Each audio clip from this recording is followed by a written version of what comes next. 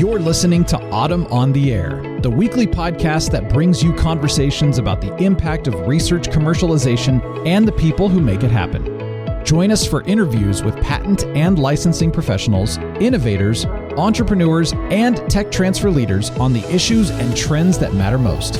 Keep listening for an inside track on the people, IP policies, and politics changing our world. Welcome to Autumn on the Air. In today's episode, we're breaking the silence on a critical yet often overlooked topic, mental health in tech transfer. We'll explore the unique challenges faced by professionals in this field and discuss strategies for fostering a culture of well-being in tech transfer offices. Today, we're joined by three distinguished guests who bring diverse perspectives to this very important conversation. Megan Aanstoos is a Senior Program Officer for VentureWell. In this role, Megan is responsible for supporting teams with federal funding who are participating in the Rapid Acceleration of Diagnostic programs. These programs provide tests that can help save lives. It's a wonderful intersection of science and social impact.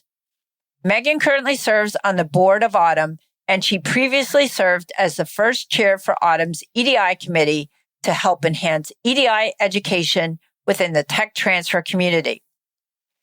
Anji Miller is the Senior Partner and Program Director of the LifeArc Fellowship Programs. She leads translational training and academic engagement across LifeArc's translational challenge areas and is LifeArc Skills Lead for the Innovation Hubs for Gene Therapies with responsibility for advancing the Innovation Hub's skills agenda. A seasoned tech transfer professional, Anji leads both the LifeArc Knowledge Transfer Innovation Fellowship and the LifeArc Technology Transfer Fellowship programs and is a board director of AUTM, ASTP, Certified Licensing Professional, and Registered Technology Transfer Professional. Anji is a co-chair of the Licensing Executive Society International Life Science Committee and a member of the Bioindustry Association Cell and Gene Therapy Advisory Committee. An EDI and STEM advocate, she is an active participant in LifeArc's policy engagement. Ed Erzinger is a patent lawyer, neuroscientist, and adjunct professor whose personal experience battling bipolar disorder motivates and informs his mental health advocacy, writing, teaching, and speaking. As a lawyer, Ed has practiced patent law for over 20 years, serving clients ranging from solo inventors and startup companies to world-class research universities and Fortune 500 companies. He has worked at two AmLaw 100 firms, an AmLaw 200 firm, a large regional general practice firm, boutique IP firms, and a solo practice, as well as in-house for an academic research institute and for a startup company. Ed regularly writes and speaks about mental health issues and developed a law school course on mental health and wellness for attorneys and law students. Welcome to the podcast, Megan, Anji, and Ed. Thank you very much, Lisa. It's wonderful to be back and a pleasure to be talking about such an important topic. I completely agree. Yes, thanks. Well, Anji, I thought I would kick the podcast off starting with you. And I wanted to ask you, why has mental health in tech transfer received less attention compared to other fields? And, I'm thinking off the top of my head, like the legal field, for example. And why do you think it's crucial to address this issue now? Yeah, there are several reasons I believe why, technology transfer, mental health within technology transfer is not a real topic as such in comparison to other sectors. Despite innovation being key and the importance of getting great research discoveries to become products and therapies, the technology transfer sector and profession is not well known. In fact, it's probably one of the least understood sectors. With that, it means that not only is there not the infrastructure and support to ensure that those working within this high-pressured sector really address mental health or have a way to actually talk about it, there is that stigma that exists with many professions and within technology transfer, because you need to have focus, you need to really be able to survive in the high pressure environment there. No one's going to mention it. unless they feel that there are going to be no repercussions at all. Yeah. And I think that leads me, Megan, to ask you, Angie touched on this just a little bit, and I'm hoping you can expand on this a little bit more about the unique nature of tech transfer work and maybe how that contributes to mental health challenges for professionals in this field. Yeah, absolutely. So one of the things about this field is that we're not necessarily recognized the same way that other professions are. You don't get a degree in tech transfer the same way you get a degree in mathematics, for example. And so that leads to a lot of imposter syndrome. And that leads to a lot of people wanting to prove that they should be here, meaning that they will put their own health at risk to the benefit of the organization that they work for, to the benefit of the profession. And so a lot of people in, as Anji said, a high-pressure profession are just trying to keep going. They're just trying to survive. They're worried about repercussions of looking less than or not performing up to and above the expected par. And in this profession as well, we are expected to be always available and always on. You never know when the next inventor might call you and say, I'm on a plane, I need to file a provisional within the next half hour. Or, oops, was I not supposed to talk to the reporter about that research? Or any of the myriad of other things that can pop up in a profession where you're constantly engaging with other type A, high-profile individuals who aren't necessarily seeing you as an ally, but sometimes as an advocate, but sometimes as a stymie or a barrier to getting their own work done. And so in a profession where you don't necessarily have the full support and you're not confident and you're not quite able to do things on your own time, it can all add together to a mental health challenge for everyone who's involved. Now, Ed, I want to turn to you for a second because you talk a lot about mental health in the legal profession. What parallels do you think we can draw between mental health issues in the legal field and those in tech transfer? As we've kind of alluded to or touched on, there's been a growing concern and awareness in recent years regarding mental health issues in the legal profession, but not commensurate recognition within tech transfer, an allied field.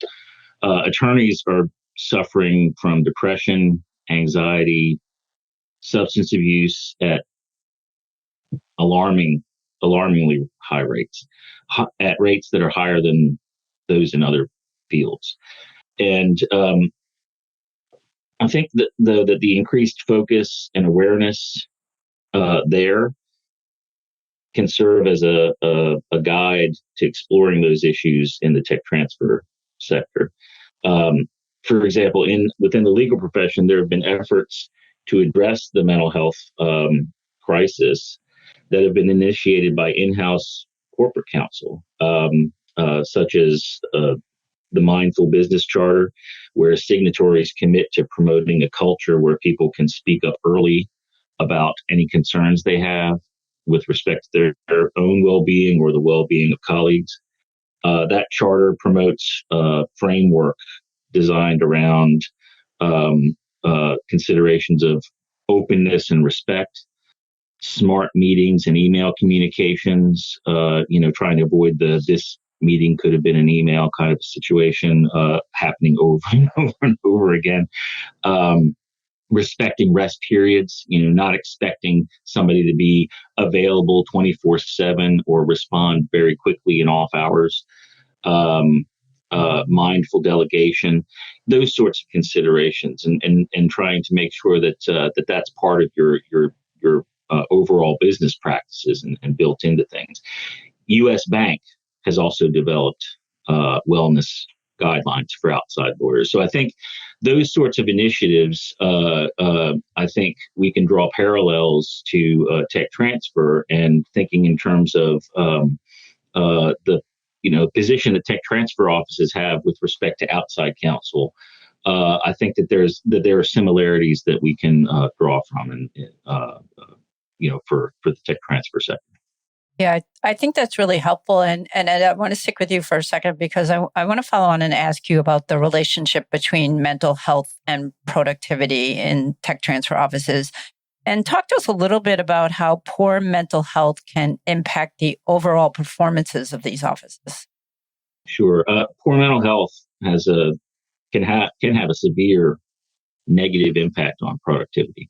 It can make it difficult for folks to concentrate, to remember important information, to make decisions. All of those, executive cognitive functions are impaired and can be impacted.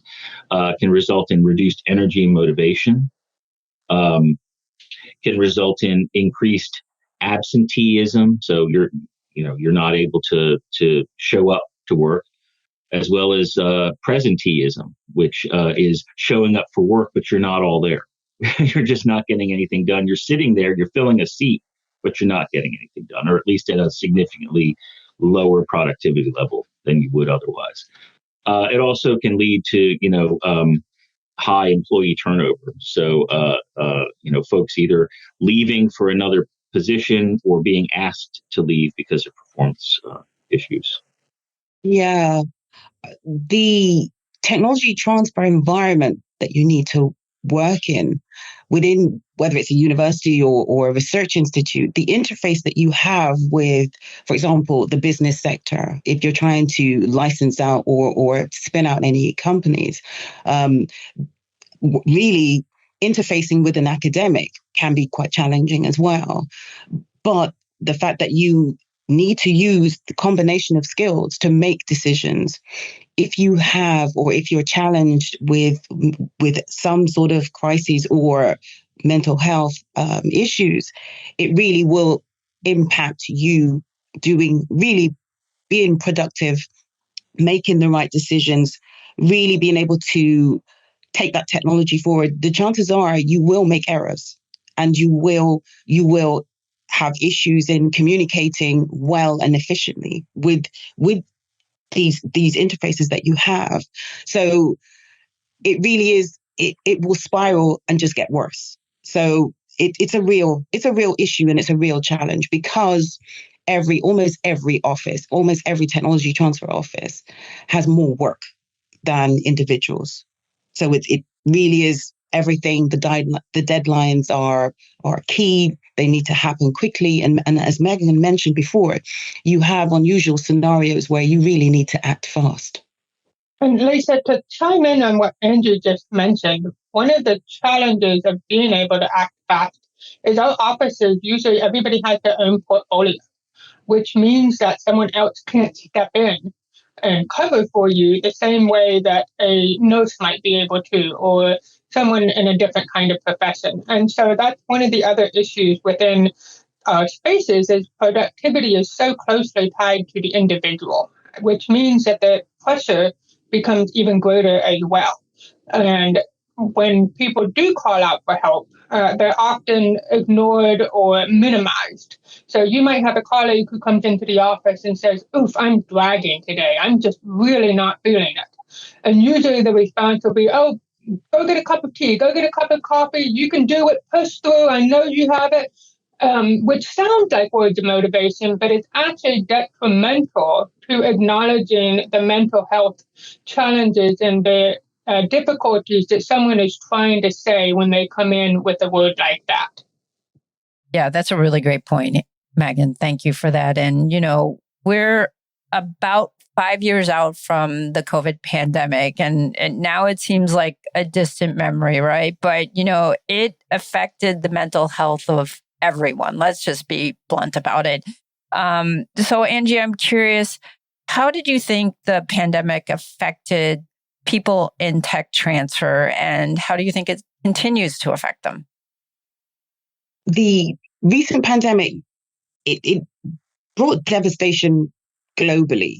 But one thing it did do, it highlighted the relationship between work and well-being and put it into focus. And there was, even though sometimes when you think people are forgetting, there was clarity and greater understanding of what mental health is and should be.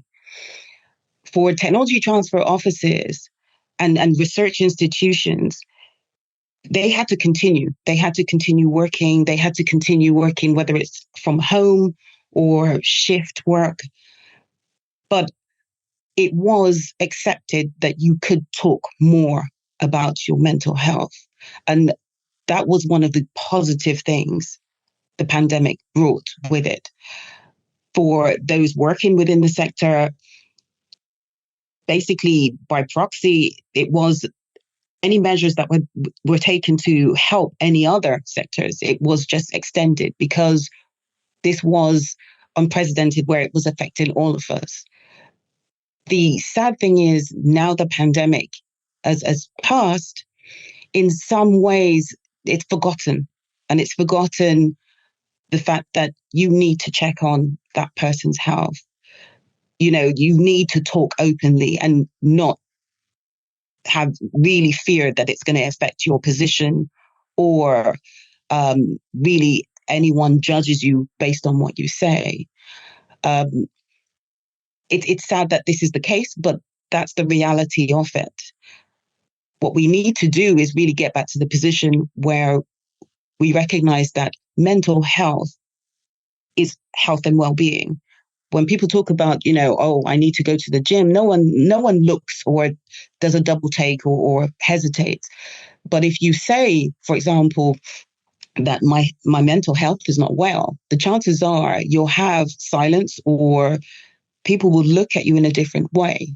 We need to ensure that discussions are open, and really, when you're talking about health and well-being, mental health, managing your mental health and looking after your mental health and checking on those around you is something that's the norm rather than something that's the exception.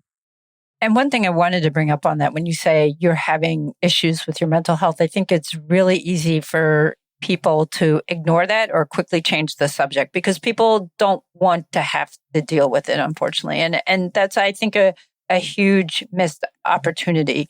And I think we have to, I think some of that still stems from the stigma associated with mental health. It's just easier to ignore it and move on to a different subject, or tell someone, like Megan mentioned before, go grab some tea or just push your way through it.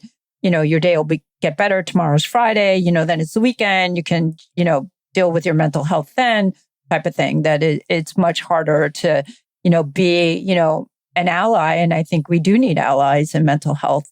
That if you're expressing that you're not doing well from a mental health perspective, that you step up and you support that person. So Megan, I wanted to ask you, based on your work in increasing inclusion and accessibility, how can diversity and inclusion efforts inform our approach in mental health and TTOs?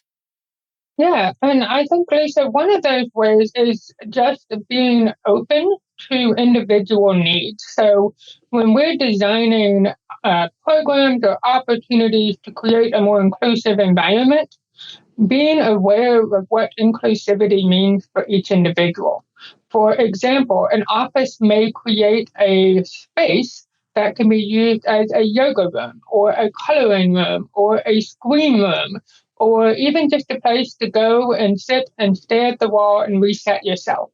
So we don't have to put a language around that and say, this is our nursing room. Instead, we can say, this is the room where people come to do what they need to do.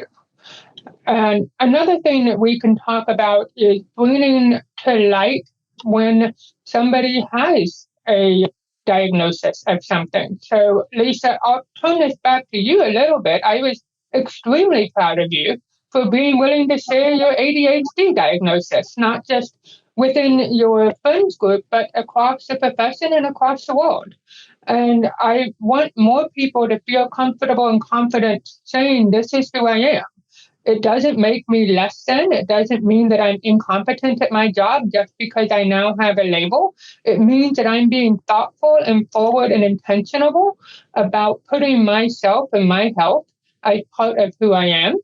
And that's something I think we can do a lot more of within our tech transfer offices, is to be thoughtful and intentional and inclusive toward everybody bringing themselves, whatever that means to them, to their jobs.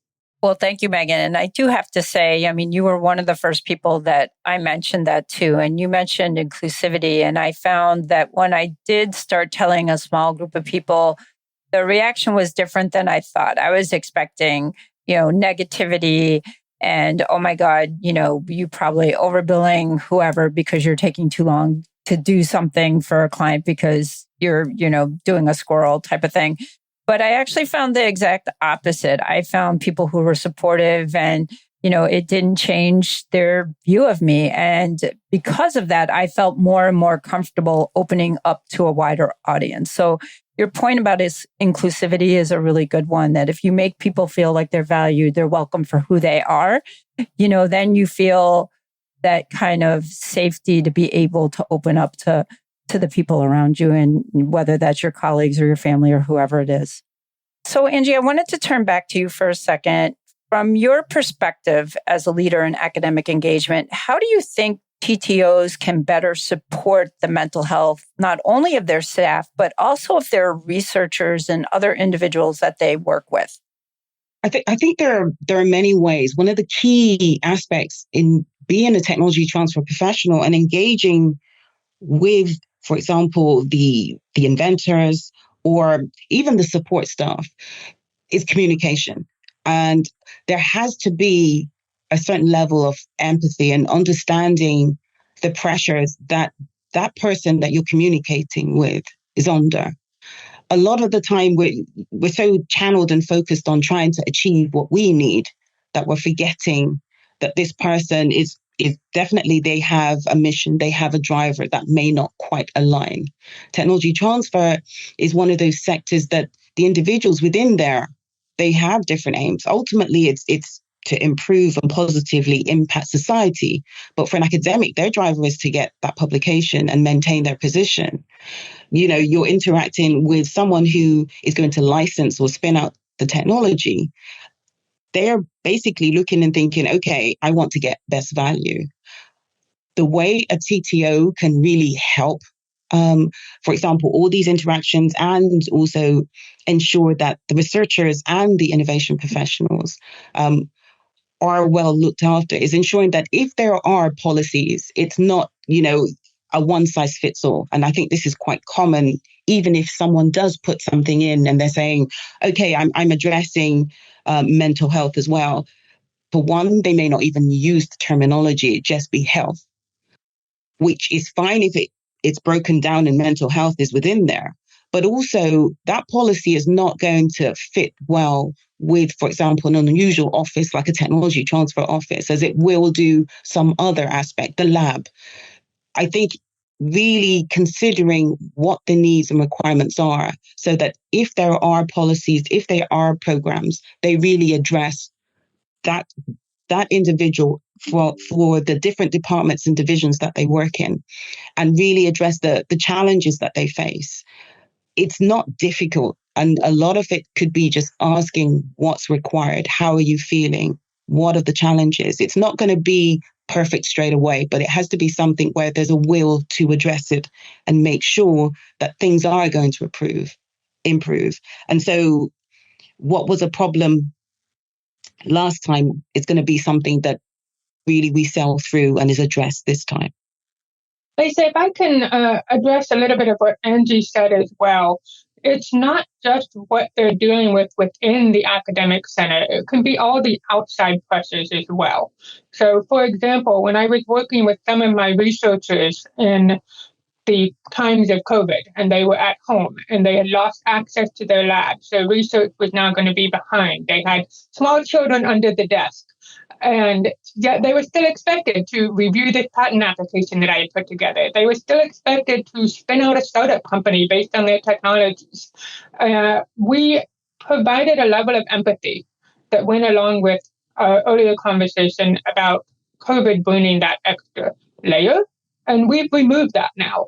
So now we're still expecting them to do everything, but not addressing the external pressures that they may have. And so as we think about working with our researchers, we have to remember that they're people first and researchers second. And sometimes I found one of the best things we can do is just sit down in a meeting and start with saying, how are you doing? Not what is the status of your patent application? Have you submitted your grant yet? Have you had a chance to pitch your deck to this VC that I set you up with? but just how are you doing? What can I do for you? And remembering to lead from a place of empathy and not just impatient with getting the work done. That's an excellent point, Megan. Thank you. And, I do want to ask you and Anji about TTO leadership, because we all know that in order for the workplace to change, there always has to be buy-in from leadership, whether you're talking in a TTO, a law firm, or a corporation. So given that, what do you think TTO leadership can do to help create a culture that prioritizes mental health and well-being? I think one of the first things is really to lead by example. It's very easy to really just have this them and us attitude, and it shouldn't be that way. It has to be from the top down rather than just from the bottom up. So the culture has to be there. So there are safe spaces. There can be free dialogue. When something is not there, and for example, there isn't the support network, there isn't the program, there isn't really an opportunity that someone has flexibility to address their needs so that they can perform at their best. Leadership needs to really openly address that and apologize or fix whatever the issue is. It really is, I think, one of the problems with a lot of leadership, particularly in the technology transfer profession, is that it really is quite polarized. It's not like other professions where you have multiple layers. When you're there at the top, you're still under pressure, but it's different. It's different to those who are operating at the coalface. So rather than setting the scenery and setting the culture for the team, a lot of the time you're really trying to defend the purpose of the office and also meet the deadlines and metrics that are put in your place. It makes the sector sound really harsh, but it's a tough profession to be in. And the only way that you can ensure that you protect those individuals rather than just protect their roles and there's enough funds there is ensure that they are working in a safe environment. And that means programs, policies, safe spaces, flexibility, managing how individuals operate, not just externally, but even within the team, where there can be, flexibility for timelines rather than this immediate urgency with everything, ensuring that you manage an expectation so those within there don't feel so pressurized. I think it's also reminding and raising awareness of the profession and what we do. This is one of the major problems with technology transfer. A lot don't understand or even realize that it's there. In the time of COVID, when we had to get great discoveries to become something that was going to help us all survive, everyone understood that innovation pathway. But now it's all forgotten.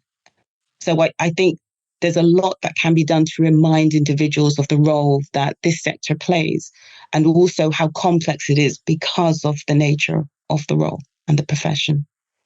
So, Lisa, I want to add on to what Anji said about leading by example. Is a lot of leaders will say something, but they won't do it. And so they might say something like, yeah, it's absolutely fine to use your sick leave to go take a mental health day, but you never see them do it. Oh, yeah, it's absolutely fine to leave at 4:00 to go pick up your child, but they never do it. And so whilst mental health may be a lip service, it has to be done in practice, especially for more junior members of the office to feel comfortable and confident in what they're doing versus what they're seeing. I would also say that there is a lot of things that tech transfer offices can do to provide accessibility and accommodations that the leaders have to be intentional and continuous on. So, as an example, if somebody needs to stand up and walk during a meeting and they aren't able to sit still for a 3-hour meeting, the leadership at the beginning of the meeting should be consistent in saying, it is fine to stand up and stretch during this meeting if you need to. If somebody says, I have a lot of sensory issues with the lights in my office and the overhead lights are too much for me. Then the leadership needs to say, let me requisition some funds for a lamp for your desk. The idea behind leadership is that it is a group of individuals who have the power to make change, and they need to ensure they're consistently using that power without always spotlighting the individual. So making it a norm for your offices to provide accessibility accommodations rather than calling out an exception and putting a spotlight on the individual is a big way that leadership can create a culture that prioritizes well-being rather than making it an exception. That's an excellent point. Thank you, Megan. That you are spot on with that. Those are some really, really great tips. So thank you for sharing those. I think, the four of us can agree that there is a lot going on globally right now. And that leads me, Ed, to turn to you and ask you, what are some practical strategies that you think TTOs can implement to promote better mental health among their employees, particularly given the current political environment? Sure. And some of the things that I would say to this point, I think, have been touched on, particularly building a culture of well-being is a leadership issue, which requires buy-in from leadership for all the reasons that were just, stated. Once you get that leadership buy-in, TTOs can develop a mental health and well-being program that includes things like creating structures to ensure the right individuals are appointed to leadership positions, meaning those whose leadership styles are toxic and otherwise detrimental to well-being are removed. Hiring or designating personnel to be part of a well-being resource and leadership team. Creating and implementing well-being policies that advise on what to do when a person's struggling or needs to take or return from a mental health-related medical leave. Developing internal resources and training, including bringing in outside partners to provide education and training on mental health issues, on how employees can recognize mental health, concerns and problems, and provide support not only for themselves but for their colleagues. And then also dedicating ongoing resources to continuing the efforts. But I want to touch, I want to mention something that Anji said. These shouldn't be cookie cutter approaches. Mental health and wellness plans really need to be catered to, your particular office, the particular employees. You want to actively listen to and understand what employees are going through, what they're struggling with, what each individual may need or want, so that the solutions that are provided respond to the specific needs and wants of the folks that are working within the office. Management and immediate supervisors play a key role in this. You want to make sure that they are, making sure that TTO employees are engaged and continually growing in their job, that they feel they belong, that they matter, they understand that they're in a safe and supportive environment, that they get meaningful work, that they have sufficient work-life balance, that they feel like they're getting treated fairly. All of these things contribute to the mental health and well-being of employees. And how effectively a manager or supervisor creates and implements that culture should be an important consideration in promotion and compensation when when review time comes around. And one thing that I want to just mention real quick, we talked about, as a result of the pandemic, there was increased awareness, at least for a time, with respect to mental health challenges and issues. Many more individuals than before were either touched directly by mental health issues or knew friends and family who were during the pandemic. So I think that in that way, it did increase awareness. help to decrease some of the stigma. But we are moving back. People are forgetting. And in particular, when it comes to remote work policies, a lot of law firms are clawing back. Companies are clawing back those policies. And as a result of the pandemic, we learned remote work is a viable option. It showed that many people. It showed the benefits of a more flexible work arrangement. But a lot of organizations are starting to claw those back for reasons relating to either, like within law firms, maintaining the firm culture, concerns about training, that it's easier to do in person, the cost of maintaining office space. Just because, pardon me, the old folks in charge want it that way. In other words, law firm leaders that have one foot in retirement prefer a workplace that looks like their past instead of everyone else's future. So I think that remote work ought to be an integral part going forward of organizations' structure, the way how they try to help to provide infrastructure to support their employees' mental health and well-being. We do need to be mindful, though, about making sure that there's regular engagement for those remote workers. On a personal note, when I was a partner at Fisher Broyles, I experienced severe depression and ended up not being able to work for a while. It was hard for my colleagues. Fisher Broyles is completely remote work. And it was hard for my colleagues to see how bad my depression was getting. It wasn't until I was completely disengaged that they realized something was wrong. And it's not that they didn't have internal, programs to try to make sure that they would watch out for that. But I would just emphasize that regular group meetings in person or by video conference, business related or for fun, can help you to keep contact and see how your colleagues are doing. So I would encourage folks to keep that in mind when you're talking about long-term plans and remote versus in-person work.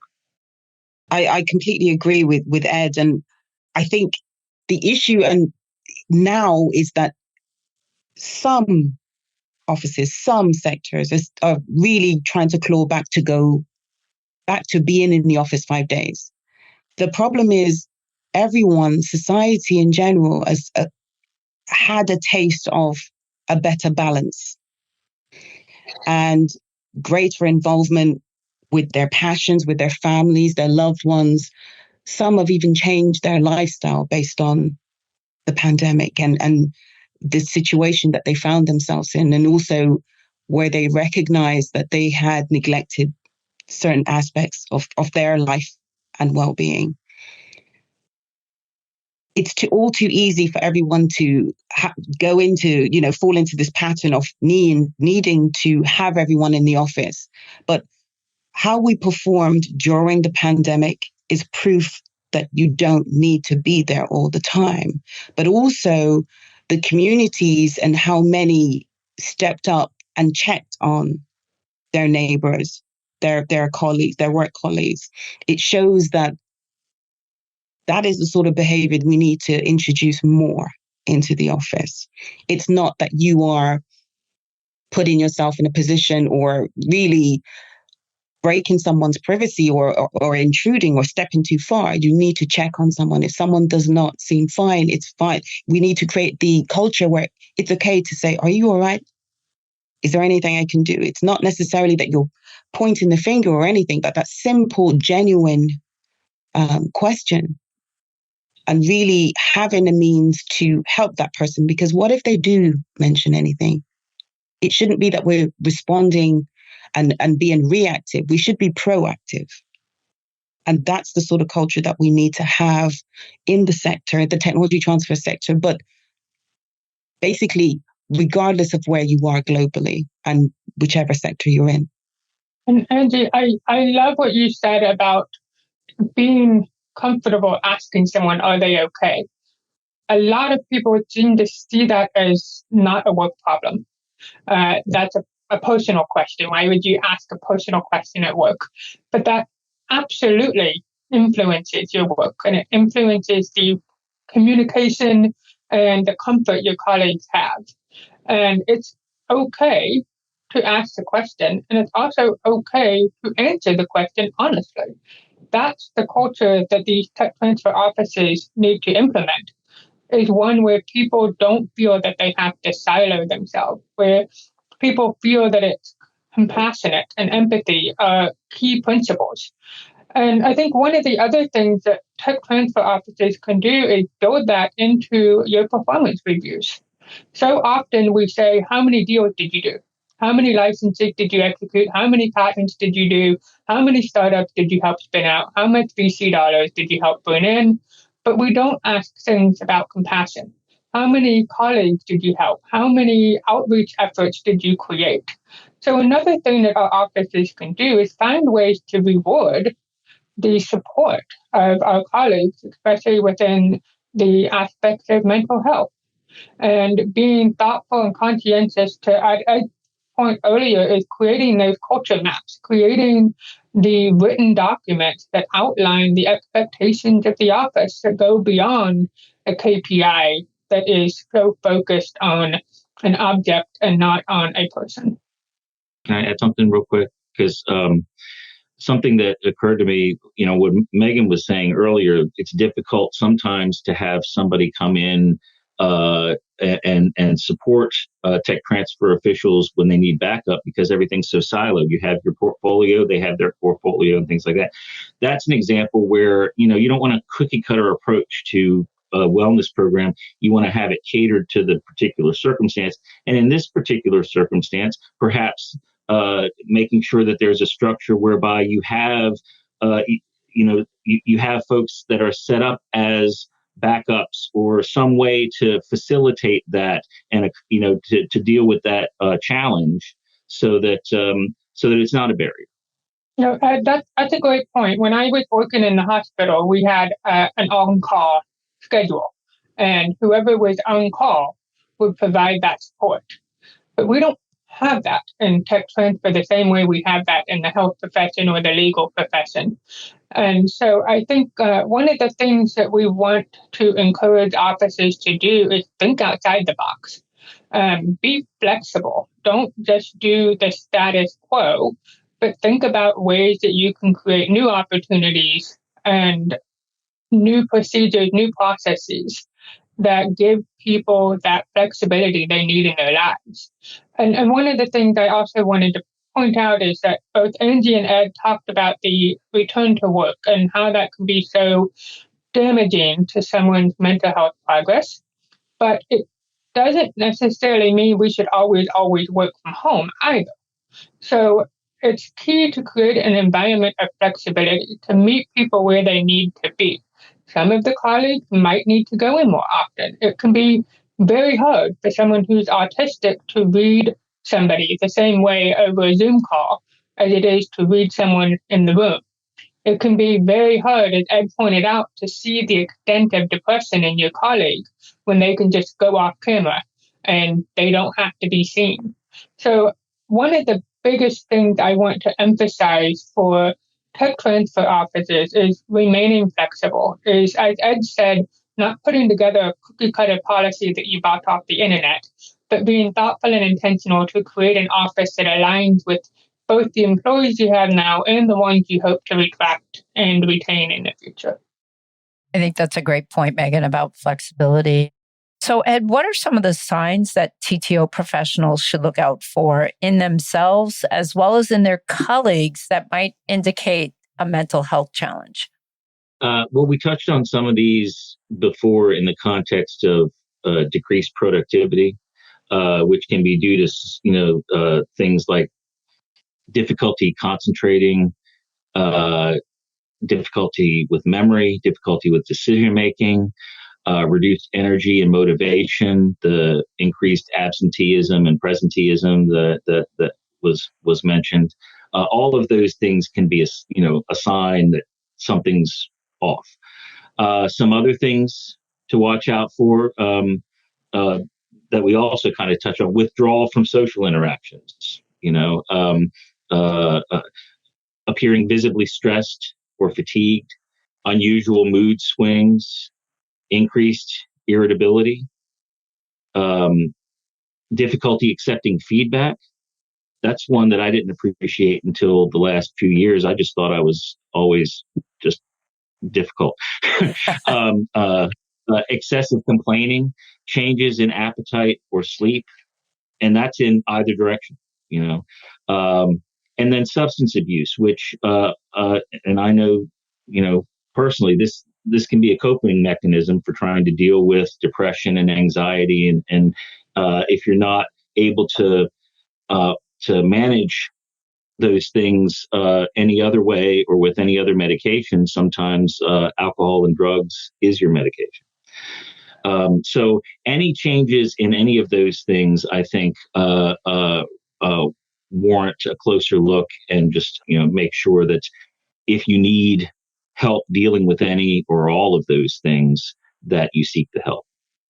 So, Ed, keeping along those same lines, if you're suffering a mental health challenge, what do you think TTOs can do to help create an environment where someone in that office feels safe and comfortable enough to speak up about their concerns, particularly without fear of stigma or retaliation? Because that is one that you hear over and over again, that, if I speak up, I'm going to be stigmatized. It's going to affect my job for the rest of my career.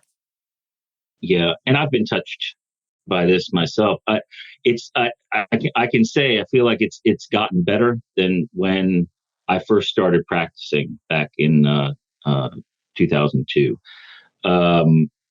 Because early on in my career, the stigma was even worse. And when I disclosed to some colleagues, they advised me, keep it quiet, don't say anything for your own good. And when I returned from family and medical leave act leave for depression from one firm, I was fired the morning I got back. I reported back. It's gotten better since then, though, and I can say that because I have continued to have some mental health challenges that I've dealt with over the years, and the atmosphere has gotten better. The stigma is decreasing. It's still there, though, and when it comes to making employees feel safe to speak up about their mental health concerns, I'd say that there should be continued focus within organizations on breaking that stigma. Employers aiming to create a culture where attorneys know attorneys within firms, folks within tech transfer offices. Again, we're drawing parallels here, that they can speak openly about their mental health, communicate the organization's commitment to well-being clearly and often, train leadership at every level about mental health and wellness issues, implement a range of well-being programs like have been discussed already, and ensure that employees have time to use the programs that you're providing. Continually assess the effectiveness of those programs, adopting a zero tolerance policy for toxic behaviors that applies to everyone across the organization from top to bottom, creating a process for employees to provide constructive feedback when the organization falls short of its stated commitments.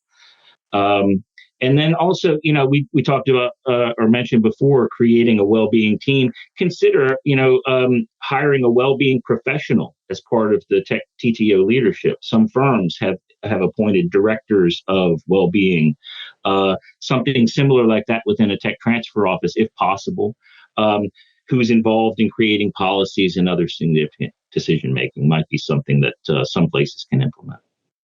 Well, this has been a great conversation with the three of you. Thank you. And I want to close with asking you to look towards the future. And specifically, I want to know, what changes do you each hope to see in how tech transfer approaches mental health and well-being? And maybe, Megan, I'll start with you first. So, Lisa, I think this is a good question, and especially in these current times where globally it feels more turbulent. And we get into these technological echo chambers that we've never really had before. And I think one of the things I'd like to see is breaking down the stigma that mental health isn't real health. Breaking down this idea that if you have a car accident and you break both your arms, that of course you're not going to be coming into work and expected to type on a keyboard. But somehow if you have a mental breakdown and you aren't able to function mentally, that you're still expected to come in, to push through it, to suck it up. So I think one of the things I hope to see in the near future in the tech transfer space is this merging from the idea of individual sectors of health to a holistic consideration of people as people first and employees second.